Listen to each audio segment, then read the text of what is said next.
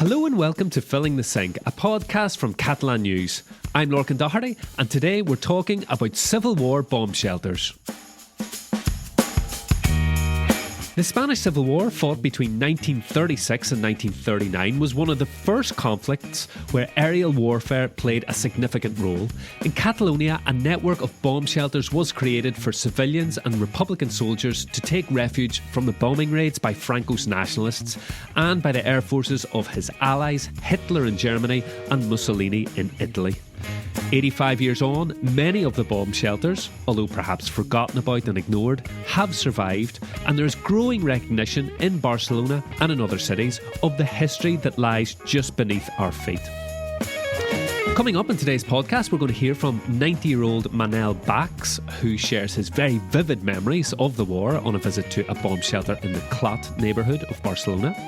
And we talk to Ana Sánchez, the photographer behind a new exhibition of bomb shelters that has just opened at La Model prison, just around the corner from us here. Cristina Tomàs White and Gerard Escaich Folch have been along to see that exhibition, and they're both here with me now. Hello, folks. Hey, Lorcan. Hello, how are you? Very well, thank you. This period in history that we're talking about, the Spanish Civil War, just before World War II breaks out, aerial warfare, as we say, is just kind of becoming a thing, and Barcelona actually has a bit of a notorious claim to fame. Christina? It does, actually, but I mean, if we take a step back, it's interesting to make note of the fact that the Spanish Civil War was kind of a testing ground for the fascist forces in Europe ahead of the war. So they were experimenting with aerial warfare in ways that they hadn't done before. And so while Barcelona was not the first city in the world or in Europe to be bombed, it was one of the first major European cities and in the world to sustain continued aerial attacks, which are known as carpet bombings. I mean, people are probably familiar with Picasso's painting Guernica, which depicts one of these bombing raids in a market town in the Basque Country in April 1937. And Barcelona, the major bombings here took place in March 1938. Yeah, and another thing that was different about them is that they weren't targeting military, they weren't military targets. They didn't mind killing civilians indiscriminately. And it happened in Guernica, as we say, and Gerard in Barcelona too. Exactly. Here in Barcelona, between March 16 and March 18, 1938, fascist Italy launched at least 14 aerial and 12 naval attacks. And Barcelona residents felt the bombs every 3 hours. So. Over 190 bombs in total launched at the city. And as you said earlier, Cristina, pretty indiscriminately.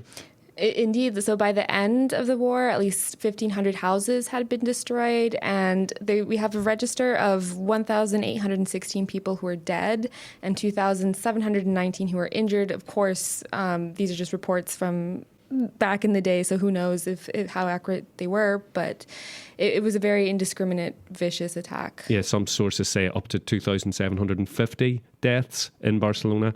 And these shelters then that were built at the time, I mean, an interesting thing about them is a lot of them were kind of built by ordinary people. Yeah, actually, if you look at the city council map of where all these bomb shelters are that we know of, there are probably much more. There's a very complete map on the city council website. It's amazing. And if you look at it, they're more concentrated in neighborhoods where there's a stronger civil society. There's stronger community associations, neighborhood networks. They're far more than other neighborhoods where this was a lot weaker. So a lot of shelters in places like Gracia and Sants in Ciutat Vella, the old town. Actually, when I was looking online, there's apparently one right across the corner, like around the corner from where I live in Ciutat Vella, and I had no idea about it. Well, I suppose you're never too far from them because there's at least 1,322 that we know about. And then there are also the metro tunnels, which they were used back in the day as bomb shelters as well. So, obviously they had space for over 100,000 people. I mean, we did do a podcast on underground Barcelona in January 2022 when we touched on bomb shelters and some abandoned metro stations that were used for various purposes. But today's is focused on these Civil War bomb shelters, also because it's 85 years to the month when this most severe bombing took place. And as we'll hear about a little bit later, there's a photography exhibition that is open to coincide with this. But first, we're actually going to hear from someone who remembers the war, Manel Bachs. Cristina, you went along to speak to him. Yeah, I met him not too long ago. He's 90, but he still remembers it pretty well. And he lives in the same building that he lived in as a child on Carrer Mallorca in Barcelona. So 90 years living in the same building, which is and where he took shelter from the bombing when it happened all those years ago. Yeah. Well, let's take a listen. Pues jo vaig néixer el 33. Tenia 4, 5 anys, 6. Manel Bachs may be 90, but he remembers the war vividly. Bueno, el meu pare va entrar, el van cridar a Quintes el 38. His father was drafted and sent to the Ebre region in southern Catalonia, the site of one of the war's bloodiest battles, leaving him, his brother, and his mother behind in Barcelona. Nosaltres, és que els pisos d'aquí davant no hi eren. He still lives in the Clot neighborhood apartment complex he lived in as a child with his family. Back in the day, there weren't buildings in front of it, and he remembers gazing out of his window at the Republican anti-aircraft defense firing tracer bullets from the Carmel Hills to the sea. Però quan van començar a bombardejar, tocava la sirena. Llavors baixàvem. But once the air raid sirens began ringing out, they had to take shelter. Luckily for them, the closest bomb shelter was located right beneath them, under their building. Com que hi havia molt de jovent, molta canalla. Manel says there were many children in the shelter. He remembers playing with them and hearing the boom, boom, boom sound of the bombs. Senties les bombes, bum, bum, bum, però quan acabava sorties i ja estava.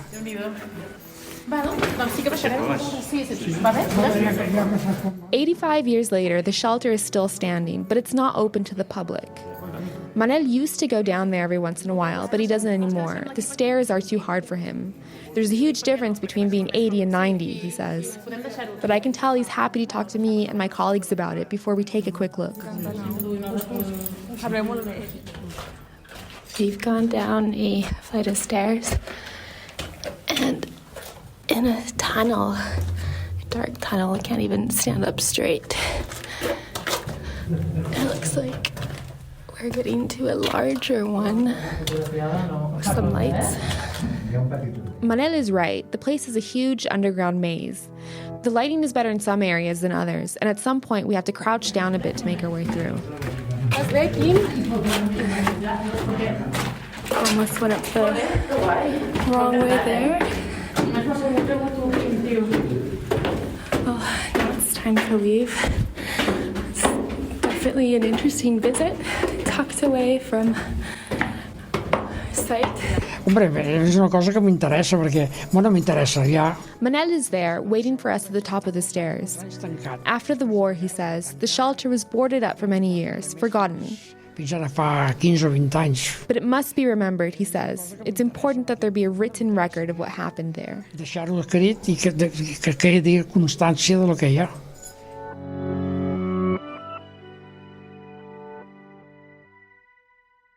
That's an amazing bit of history, Cristina. Was that your first time going to one of these bomb shelters? Yeah, no, I'd never been. And it's really amazing because this one, I mean, as I said, it's not generally open to the public. So if you just walk by that building, you'd have no idea that there's so much history under your feet. Yeah.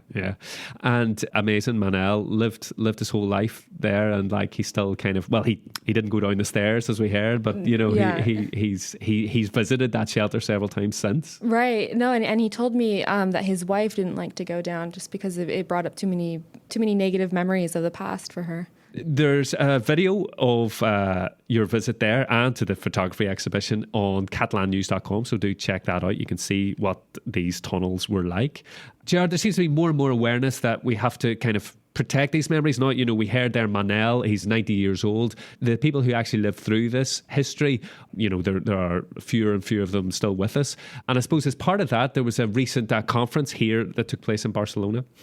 Exactly. There was a conference coinciding with the 85th anniversary of the carpet bombings here in Barcelona. But one of the things that they mainly said is because after the Civil War, there was the Francoist regime and the dictatorship. Everything was kept a secret. It was silent for so many years. People didn't talk about exactly. this. Or at least not publicly. I mean, there's a very strong oral history. Like, I grew up on stories of the Civil War and the bombing of Barcelona from my grandparents. But unlike now, where the Barcelona City Council publishes a map of where you can go visit this stuff, that didn't happen for a long time. It all happened during the last 20, 30 years. And during the exhibition and the Congress, they talk about this.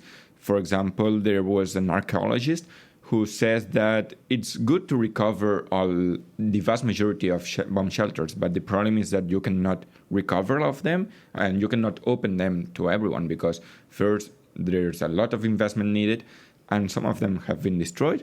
But some of them are too dangerous to visit. Or private. Health and safety reasons, yeah. Mm-hmm. Or private as Manel Bachs, you have to go to his place. So you need to know, you need to ask one of the residents of the building who has the key to the basement to let you in. So what this archaeologist said is that probably thanks to technology, you can 3D picture them and then like create an augmented reality or immersive reality experience.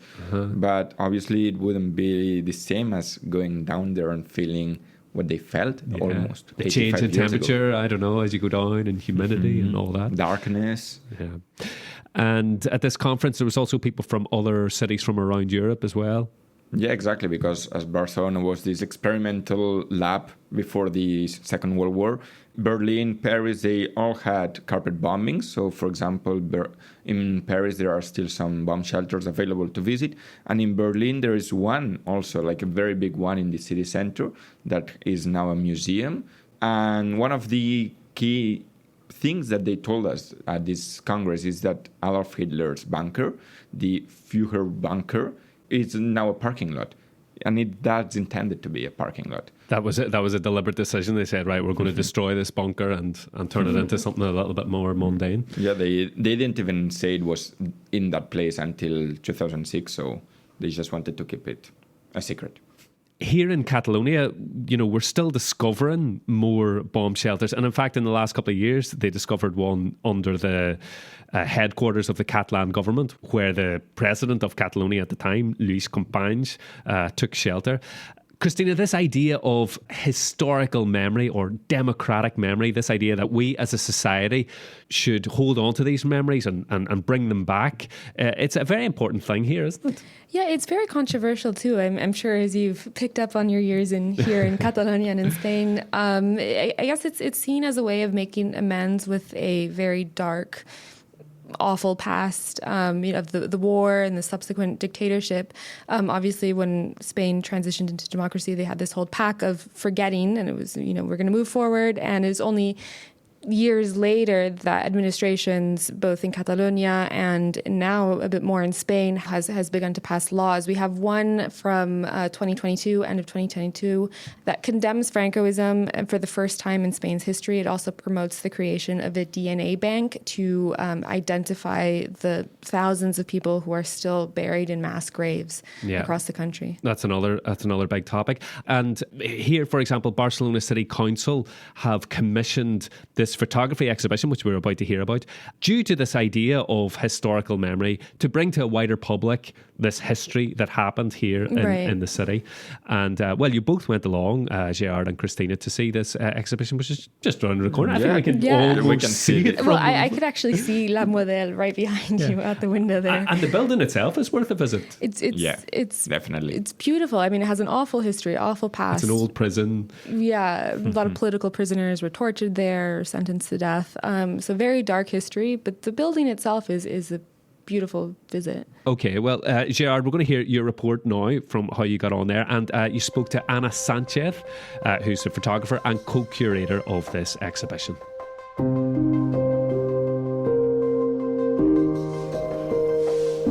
It's so echoey. It's a cell. I'm inside La Model prison, one of the cells of La Model prison, and in front of me I have 4 different pictures of the same bomb shelter here in Barcelona. Is one with that you can see like a light bulb here hanging from the ceiling in this deserted tunnel, this bunker. And in fact, if I get out of this place, out to the main alley of this prison, I get to see that this is the Refugi de la Torre de la Sagrera, a bomb shelter in Sagrera, a bomb shelter that in fact will open soon here in Barcelona. Les principals dificultats per fotografiar aquest patrimoni de la resistència és ubicar l'accés actual. One of the main difficulties in taking photos of this heritage of resistance is finding the shelter entrances. 8 decades on, the city has transformed. It's really difficult now to find the access points, and once we do, many of them are full of water. That's one obstacle that sometimes blocks the camera or prevents you from lighting the shot as you'd like to.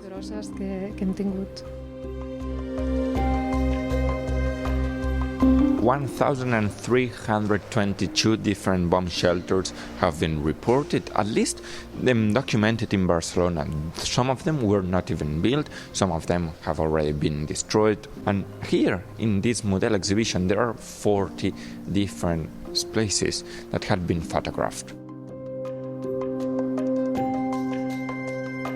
No sempre la fotografia que jo he fet és una fotografia barroca, però en aquest cas... Not all of the photos they take are in this Baroque style, but in this case, yes, with this contrast of the light, this light in the shade, playing with the temperature of the bulbs, which was the original light in these shelters, this very yellow light, and that's what we try to recreate underground. All of these images have, we hope, this look, this style, this Baroque lighting. Contrastat de llum barroca. One of the biggest surprises for me here in this exhibition is the Refugi de l'Escola Popular de Guerra, or the popular school bomb shelter here in Barcelona, because I normally know this place as my school, my childhood school, Escola Pia de Sarrià, here in the Sarrià neighborhood. And now I'm entering the cell where the pictures of this bomb shelter under my school are. And in fact, I cannot even imagine this place was part of my childhood education. But yeah, you learn something new even after leaving school.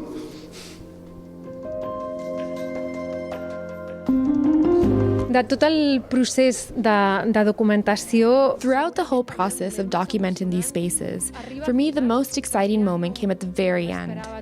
I'd given up hope of finding any new access points. We decided that the exhibition would feature 39 shelters, and then we found number 40, which for me is the most special of all. It's the shelter for the Catalan Passive Defense Assembly. It was the command post for the city's protection and the Republican resistance. The anti-air raid alarm switchboard was kept there, which allowed the population to be warned when planes were approaching. Finding what remains of that shelter was probably the most exciting part of this investigation. La part més emocionant de la investigació.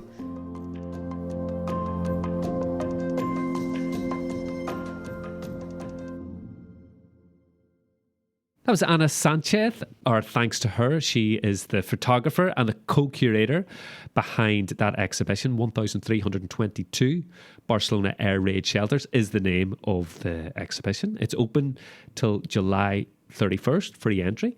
Do go along if you can make it. And Gerard, your school appeared in one of the photos. A few of the photos. Yeah, I know. I was so surprised when she was explaining the exhibition. She said, yeah, Escola P. And I was like, wait. I just like... I know this place. That's unbelievable. Yeah. And had you any idea that there was an air raid shelter in your school? No, not me. She even said some teachers don't even know. I think like none at all know about it. It's not really well known. I shared with my friends and they were like, really? Where? Why? Why didn't they show it to us? I was like, well... I suppose it's a perfect example of how this history isn't well known and like, you know, it should be. You know, you went to school for, 7 years, whatever it was. No, it was longer than 10 years for sure, yeah. And you had no idea that there was a shelter. First time. The exhibition is co-curated by Ana and Xavier Domènech, who is a historian and also, well, you might know him as a politician as well. Mm-hmm. Yeah, he was the head of En Comú Podem, the anti-austerity left party, which is now mainly led by Ada Colau in Barcelona and Jessica Albiach in the Catalan parliament. And he was also an MP for Congress in Spain. And so he's a historian, and as well as the photos at this exhibition, there's also 40 objects that have been included as well. Objects that include like a siren. They want to have a video in the background so that you can actually hear what it would have been like to hear it at the time.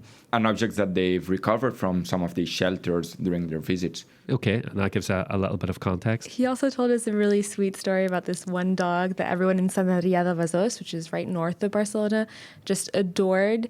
His name was Trotsky.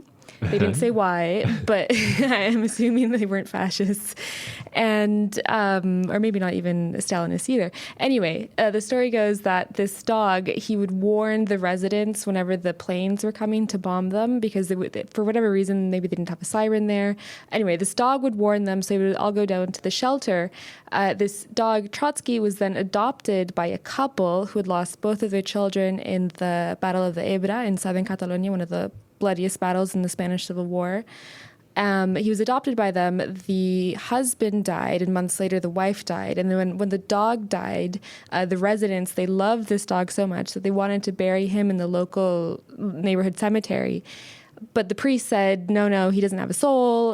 Dogs can't be buried in the cemetery. But then they reminded him that he saved so many lives, so they were able to bury him beside his humans. Oh, that's a nice story, isn't it? And they also carved a paw print on the shelter, on the wall of the shelter, to honor Trotsky for having saved so many people. And that appears in one of the photos, is that right, in the Yes. exhibition? Yes. Yeah. Okay. Keep an eye out for that one, for Trotsky's paw. If you actually want to go and visit some of these shelters, there are a few that are open to the public, Gerard. Mm-hmm. Yeah, exactly. Refugee 307, recent set, here in Pobla Sec. You can get a joint ticket with the exhibition and get there for only €2 to see the free exhibition and the bomb shelter. But there are others as well here in Barcelona. For example, the Sagrera, the Torre de la Sagrera, the one I mentioned in the report, which is not open yet, but they are going to open soon this year. And others include Plaza del Diamant, a very famous square in Gracia neighborhood. That's the one actually that we visited in a previous podcast episode, Plaza del Diamant in Gracia. It was our colleague Killian went along. Underground Barcelona, episode 62. The exhibition is about Barcelona bomb shelters, but there are bomb shelters all over Catalonia, and you can visit some of them as well, Cristina. No, there definitely are all over Catalonia.